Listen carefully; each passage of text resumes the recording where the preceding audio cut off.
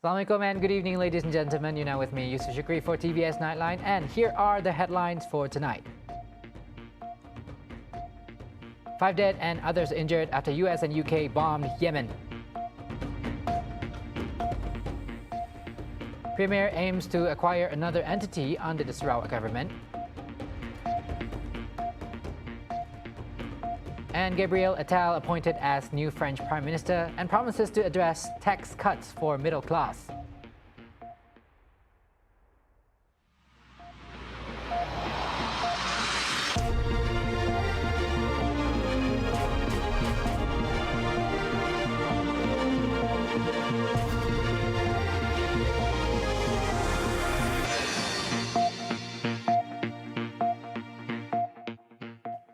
Now, earlier today, the US and the UK launched a bomb attack in Yemen that killed 5 people and wounded 6 others. Houthi military spokesman Yahya Sari accused the attack was done as a response towards Yemen showing support for the Gaza cause. أقدم العدو الأمريكي البريطاني وفي إطار دعمه لاستمرار الإجرام الإسرائيلي في غزة على شن عدوان غاشم على الجمهورية اليمنية ب73 غارة استهدفت العاصمة صنعاء ومحافظات الحديدة وتعز وحجة وصعدة، وقد أدت الغارات إلى ارتقاء 5 شهداء وإصابة 6 آخرين من أبناء قواتنا المسلحة. The pre-dawn airstrikes add to escalating fears of wider conflict in the region, where violence involving Tehran-aligned groups in Yemen, as well as Lebanon, Iraq and Syria, has surged since the Israel-Hamas began in early October. Iran strongly condemned the strikes, which the United States, Britain and 8 other allies said aim to de-escalate tensions. إن العدو الأمريكي والبريطاني يتحمل كامل المسؤولية عن عدوانه الإجرامي بحق شعبنا اليمني ولن يمر دون عقاب ولن يمر دون رد ودون عقاب. News of the strikes have already sent oil prices up more than 2%. The Houthis have carried out a number of attacks on what they deemed to be Israeli-linked shipping in the key international trade route since October 7th, when the war between Hamas and Israel erupted. Hussein al-Ezi, Yemen's deputy foreign minister, in a statement said America and Britain will have to be prepared for retaliation from the attack. Meanwhile, US President Joe Biden called the strikes as a defensive action after the Red Sea attacks and said he will not hesitate to order more attacks. The US deployed fighter jets and Tomahawk missiles, which targeted 60 targets in 16 locations in Yemen, hit by more than 100 precision-guided munitions. Now, over in Sarawak, the Premier of Sarawak, Datuk Patinggi Tan Sri Abang Johari Tunopeng, has hinted the possibility of acquiring and incorporating another entity under the state government's administration. The announcement came following the 2024 Sarawak Premier's mandate ceremony at the Borneo Kuching Convention Centre, BCCK, earlier today. Kita dah ada umum bulan Jun. We would like to thank Prime Minister and the federal government for us to take over Bintu Report bulan 6. So there's something lagi. Saya dah give a hint that there are 3 things that we are going to take over 2024. Seorang udah, Bintu udah. Tunggu bulan tu lagi ujung. Abang Johari announced that Sarawak's revenue in 2023 reached 13.3 billion ringgit. Attributing the increase to an additional income of 500 million ringgit from investments at the end of December last year. In his speech, he highlighted this achievement as a testament to Sarawak's agility despite facing challenges in the global business landscape. Sarawak's green economy is anticipated to drive significant long-term economic growth, led by 2 newly revealed green energy mega projects, namely H2 Onbil and H2 Biscuits, disclosed Sarawak Premier Datuk Patinggi Tan Sri Abang Johari Tunopeng. Together, these 2 projects have the potential to produce up to 238,000 tons of green hydrogen per annum, generating an estimated additional 2.4 billion ringgit to Sarawak gross domestic product by 2030. The two major green hydrogen projects are in the pipeline for Sarawak. The Hornbill project, a collaboration between SEDC Energy, Sumitomo Corp, and ENEOS, aims to produce up to 90,000 tons per annum of green hydrogen in Bintulu. The second project, named Hibiscus, involved a partnership between Sarawak Energy and 3 South Korean multinationals to develop a green hydrogen derivative facility. I am happy that the 2 mega hydrogen plants will enable the creation of new hydrogen-based industries, such as the manufacturing of electrolyzers, fuel cells, and kickstart the green chemicals industry. He said this in his speech during the Premier's 2024 mandate held at Borneo Convention Centre, Kuching on Friday. Still on Abang Johari, he is optimistic about Sarawak's prospects in 2024, anticipating that the upcoming year will surpass the state's notable achievements in 2023. His confidence stems from the remarkable progress and positive developments that have taken place throughout the previous year, setting the stage for what he believes will be a significant year for the land of the Hornbill. I believe that 2024 will be an even greater chapter in our collective journey, a chapter that holds the promise of continuous prosperity and growth for Sarawak. Oh, I see that one is 13.1, actually it's 13.6. Some more coming. Of course, to achieve our ambitious 2030 target, we must embrace another year of challenge and continue to work tirelessly together. I am proud to share with you that we are beginning our new year, 2024, with a remarkable start. Amanah Saham Sarawak Asa, which is the Sarawak flagship unit trust fund, announced its first dividend distribution of 2.5 cents per unit after a 9-year break.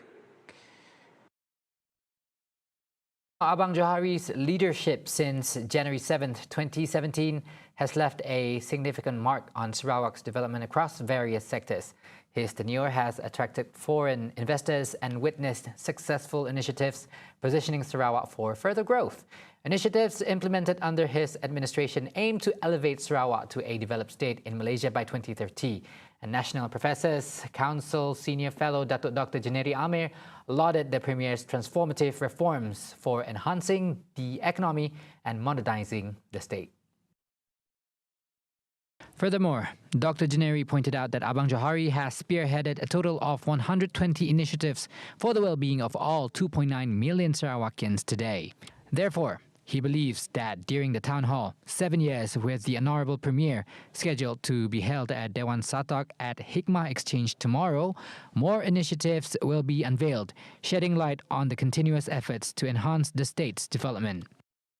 Saya boleh katakan beliau adalah seorang premier, pemimpin yang boleh kita anggap sebagai berjaya mentransformasikan Sarawak dari segi kewangan, dari segi ekonomi, memodernkan Sarawak ke satu tahap yang dianjakkan daripada bukan saja politik pembangunan, tapi satu tahap yang lebih tinggi daripada itu. Jadi beliau melangkaui politik pembangunan untuk pastikan Sarawak, rakyat Sarawak 2.9 juta dapat menikmati kehidupan yang lebih baik lagi. Dari segi menuntut hak-hak Sarawak? Pasti hak Sarawak menjadi satu keutamaan sesuai dengan slogan GPS, iaitu utamakan Sarawak.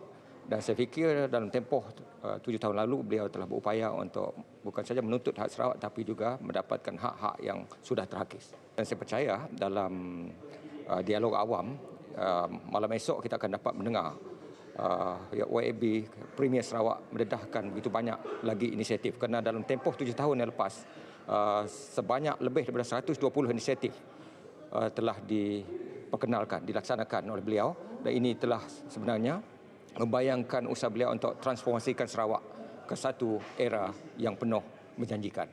Similarly, political analyst from University Science Malaysia USM, Professor Datuk Dr. Siva Murugan Pandian, who acknowledges Abang Johari's leadership, played a crucial role in restoring the state's rights based on the Malaysian Agreement 1963 or MA63.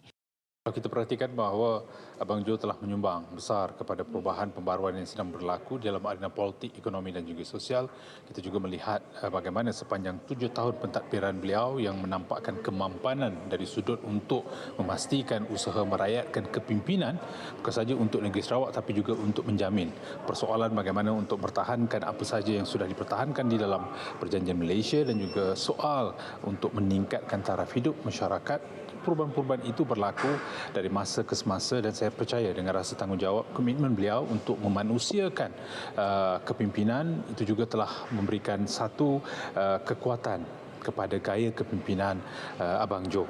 Jadi berjumpalah dengan kami di Hikmah Exchange besok pada jam 8.30 malam. Meanwhile, local TV host Syed Munawar Syed Muhammad Mustar highlighted that Sarawak's current success serves as a model for admiration by other states in Malaysia, prompting them to emulate the administrative practices of Abang Johari's state government. Kita biar fakta yang bercakap tentangnya, sebab kalau kita mempromosikan tanpa bukti tak ada erti. Hakikatnya semua nombor petunjuk ekonomi dan juga petunjuk sosial ekonomi menggambarkan bahawa somehow Sarawak is doing it right. Jadi besok dengan pertemuan dalam bual bicara bersama dengan Premier Sarawak ini, saya kira banyak hikmah pengalaman yang sudah mula cuba dicongkil oleh banyak negeri lain untuk melihat apa rahsia kejayaan Sarawak. Jadi saya kira itu sudah cukup untuk membuktikan tentang bagaimana prestasi Sarawak pada hari ini adalah suatu negeri yang sangat membanggakan. Jadi besok pertemuan secara online, khususnya di TV Sarawak pukul 8.30 di Hikmah Exchange, saya kira kesempatan yang baik untuk semua hadir dan juga kepada mereka menonton secara dalam talian juga untuk melihat apakah rahsia kejayaan Sarawak malam besok pukul 8.30.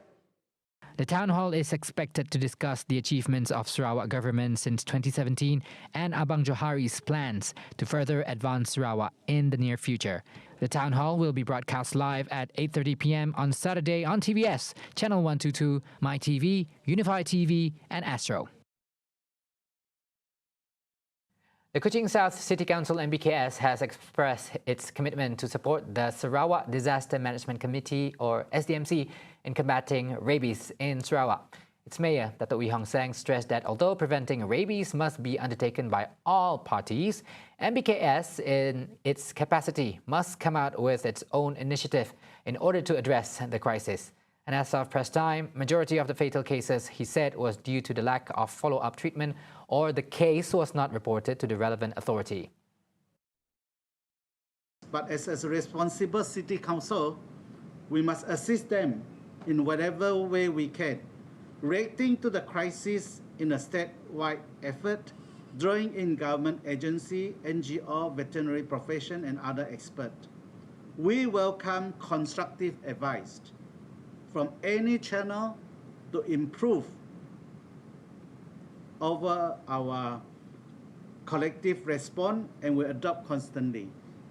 Okay, we even monitor social media, so we know that people are, pointing the finger at us. Some of them is even cursing and swearing.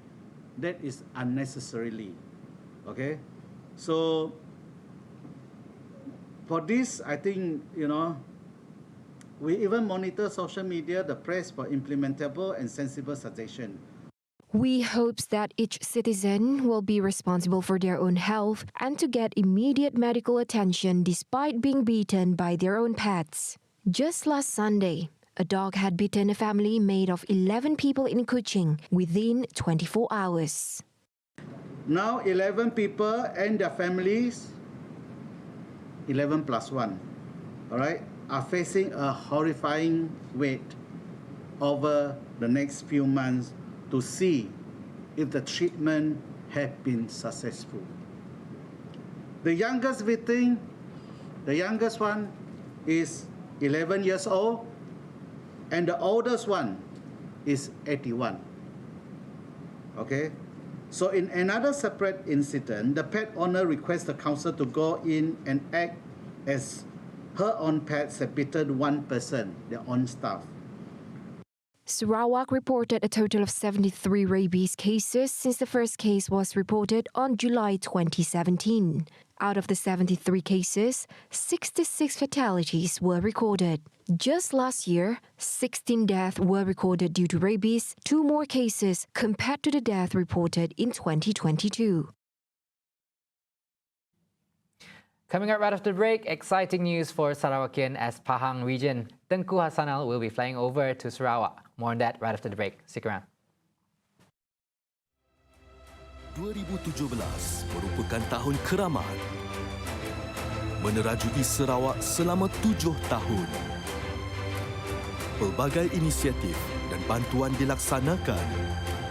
Siaran langsung sesi Town Hall 7 tahun bersama Yang Amat Berhormat Premier. 13 Januari 2024, 8.30 malam, eksklusif, hanya di TVS.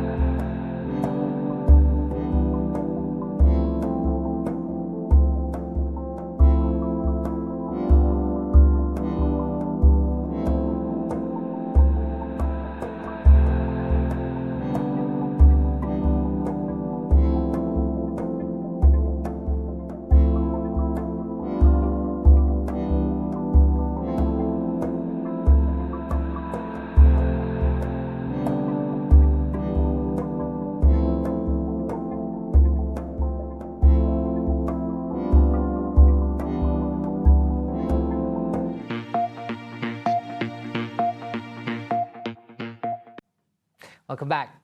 Pahang Region Tengku Hassanal Ibrahim Alam Shah Al Sultan Abdullah Hari Ayatuddin Al Mustafa Billah Shah will make a 4-day visit to Sarawak from January 15th to 19th. He shared his excitement over his upcoming visit on his Instagram story. And during the royal visit, Tengku Hassanal will study about Sarawak's green energy initiatives, particularly carbon capture and storage, in addition to holding a meeting with the Premier, Datuk Patinggi Tan Sri Abang Johari Tun Openg. Tengku Hassanal's last visit to Sarawak was during the Kembara Kenali Borneo tour, where he accompanied his father, the Yang di-Pertuan Agong Al Sultan Abdullah Hari Ayatuddin Al Mustafa Billah Shah, and the Queen, Tunku Azizah Aminah Maimunah Iskandaria, in September 2023. Now, throughout the journey from Lawas to Kuching, Tengku Hassanal captivated the attention of many Sarawakians, eagerly waiting to take photos and the chance to meet the Prince. Covering 2,154 kilometers along the Pan-Borneo Highway, the Kembara Kenali Borneo tour provided an opportunity for the people of Sabah and Sarawak to connect with Al Sultan Abdullah, Tunku Azizah, and their children. The expedition concluded after 11 days, reaching Teluk Melano, Lundu, on September 13th.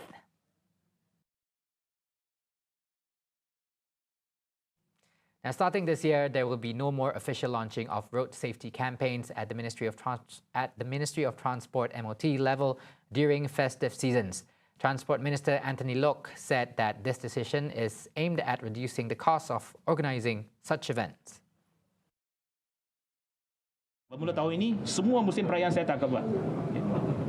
Yang buat tu mungkin swasta tu buat, okay, ada juga pihak swasta jemput saya.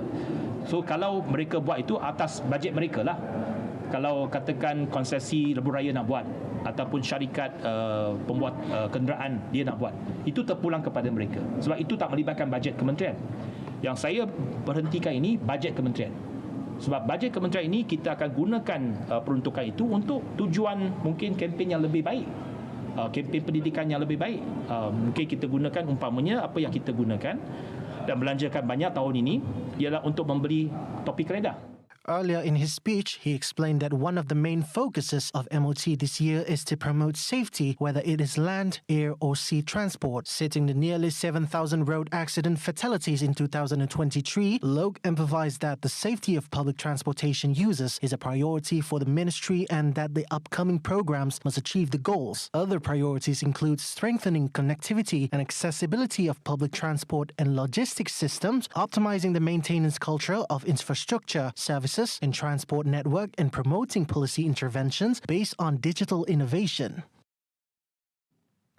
The national natural rubber production has increased by 9.3%, equivalent to 30,669 tons on November last year versus November 2022, where about 28,048 tons was produced mainly from smallholders, according to data revealed by Chief Statistician Datuk Seri Dr. Muhammad Uzair Mahidin. And additionally, 85.3% was produced by the aforementioned farmers, whereas rubber estates managed to produce 14.7% from the total production. Uzair further revealed in terms of the end-year stock, rubber processing factory has contributed a total of 89.8%, followed by rubber consumer factory 10.1% and rubber estate 0.1%. The Department of Statistics Malaysia (DOSM) stated that the Malaysia Rubber Board Digest on November 2023 that the Kuala Lumpur rubber market showed a mixed trend. Overall, the positive sentiment was contributed by China's stimulus measures and its positive economic target for 2024 amid the prospect of a tight natural rubber supply in Thailand, a major producer. For rubber exports, Malaysia achieved 51,437 tons in November 2023, a slight decline of 8.9% against 56,460 tons exported in October 2023. China remains Malaysia's main destination for natural rubber exports, accounting for 48.3% of total exports in November 2023, followed by Germany 8.9%, Iran 5.7%, the United States 4.0%, and Pakistan 2.8%. Exports mainly involved rubber-based products such as gloves, valued at 1.01 billion ringgit in November 2023, an increase of 1.0% against October's 2023's 1.0 billion ringgit. Other products are tires, tubes, rubber threads, and condoms.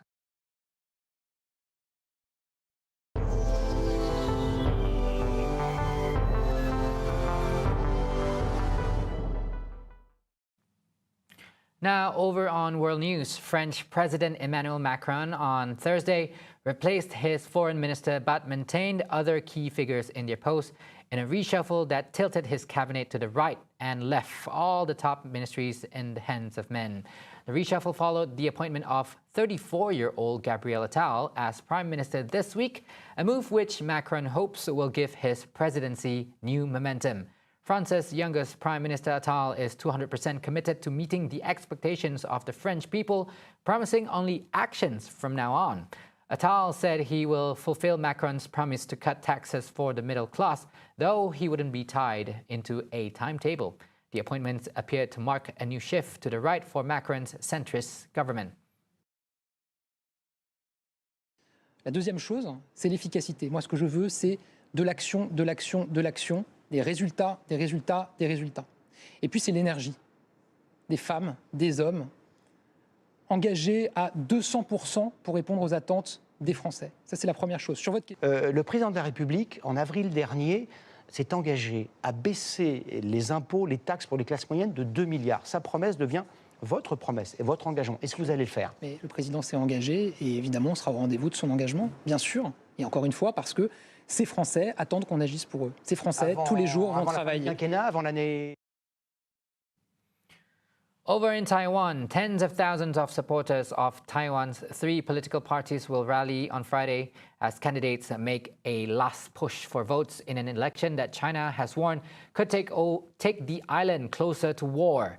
Taiwan's bustling democracy of 23 million people is separated by a narrow 180-kilometer or 110-mile strait from communist-ruled China, which claims the island as part of its territory.